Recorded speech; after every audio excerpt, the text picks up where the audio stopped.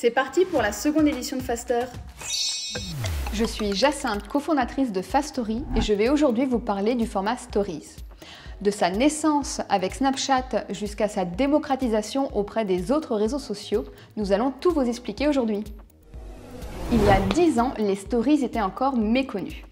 Mais grâce à Snapchat, tout a changé. Créée par Evan Spiegel et Bobby Murphy, la première version de Snapchat, initialement appelée Peekaboo, a été lancée au printemps 2011. Renommée en septembre, Snapchat permettait alors d'envoyer à ses contacts des photos éphémères, coquines, puis des vidéos dès 2012. En un peu plus d'un an, c'est 1 milliard de snaps qui ont été envoyés. Mais la fonctionnalité qui nous intéresse aujourd'hui et qui a bouleversé le monde des nouvelles technologies sont les Stories. Lancée en septembre 2013, elle permettait alors de partager des photos et vidéos visibles pendant 24 heures. Fin 2020, Snapchat comptait 265 millions d'utilisateurs actifs au quotidien et faisait partie du top 10 des applications téléchargées. Cependant, depuis le lancement des Stories, d'autres réseaux sociaux proposent également ce format et font de l'ombre à Snapchat. À partir du lancement des Snapchat Stories, chaque réseau social a lancé sa propre version tout en gardant le même principe, un contenu vertical pendant 24 heures. Le premier à avoir intégré des Stories à sa plateforme était Instagram en août 2016. Et ce fut une réussite. En seulement 8 mois, les Stories du réseau social sont devenues plus populaires que celles de Snapchat. Aujourd'hui, plus de 500 millions d'utilisateurs utilisent les Stories Instagram chaque jour. En 2017, d'autres réseaux sociaux se sont également appropriés ce format. Messenger, Facebook, WhatsApp, Skype ou encore YouTube. Et ce ne sont pas les seuls à avoir glissé sur la vague. En 2018, des marques comme Netflix, Airbnb, Google et MP Stories se lancent également sur ce format. Entre 2019 et 2021, d'autres réseaux rejoignent le mouvement comme Spotify, LinkedIn, Pinterest ou Twitter. Les Stories répondent à 4 objectifs suivant le modèle AIDA. Capter l'attention, susciter l'intérêt, provoquer le désir, inciter à l'action. Tout d'abord, ce format vertical est immersif et permet de capter l'attention de l'utilisateur.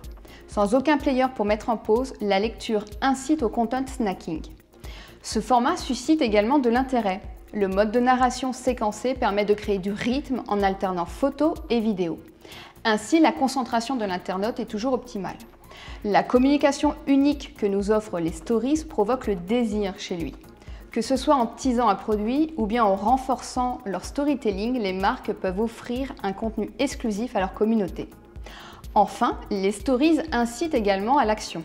L'utilisateur a plusieurs possibilités d'interaction. Il peut répondre à des sondages, envoyer une réaction ou un message, partager la Stories, accéder au contenu swipe up et bien d'autres. Lors de la keynote 2019 de Facebook, une nouvelle stratégie a été présentée. Pitch, Play, Plunge.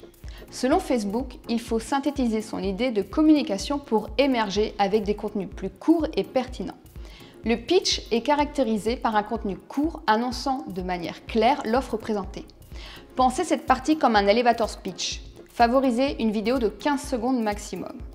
Après avoir captivé l'internaute, le play consiste à récompenser l'utilisateur pour son intérêt et l'inviter à interagir avec du contenu engageant et ludique. Enfin, la dernière partie, plunge, consiste à compléter l'internaute dans l'univers de votre marque grâce à du contenu plus long et immersif. Alimentez votre storytelling avec des formats complémentaires comme des lives, IGTV, des filtres avec de la réalité augmentée et plus. Les Web Stories permettent de créer du contenu dans un format adapté au mobile. Plus rapide à charger et ergonomique pour l'utilisateur, ce format est idéal. Si vous ne voyez pas à quoi cela ressemble, c'est très simple. Actuellement, vous êtes sur une Web Story. Ne vous y trompez pas, les Web Stories ne sont pas une simple copie des Stories que vous retrouvez sur les réseaux sociaux. Même si la création de celles-ci peuvent s'avérer plus simple sur les réseaux sociaux, voici 3 avantages que nous offrent les Web Stories. Tout d'abord, vous avez un contrôle total sur le processus de création. Vous pouvez intégrer des interactions comme des CTA, des mini-jeux, des contenus embarqués ou des liens. Ensuite, vous pouvez les intégrer dans un embed sur votre site internet, les partager en swipe up sur Instagram, Facebook ou encore en QR code. La diversité des canaux de diffusion vous assure d'améliorer la visibilité de votre contenu comparé à des stories classiques. Enfin, les Web Stories ne sont pas éphémères. C'est vous qui décidez si vous souhaitez fermer l'expérience ou la laisser en ligne. Voilà, c'est la fin de la 2e édition de Faster. Une chose à retenir, le format Stories a encore un bel avenir devant lui. Alors pensez vertical et n'hésitez pas à créer du contenu mobile first. Maintenant, c'est à vous de jouer. Abonnez-vous sur nos réseaux sociaux juste en dessous. Et si vous souhaitez recevoir notre prochain magazine en exclusivité, ça se passe dans le chatbot. Très bonne journée et à bientôt!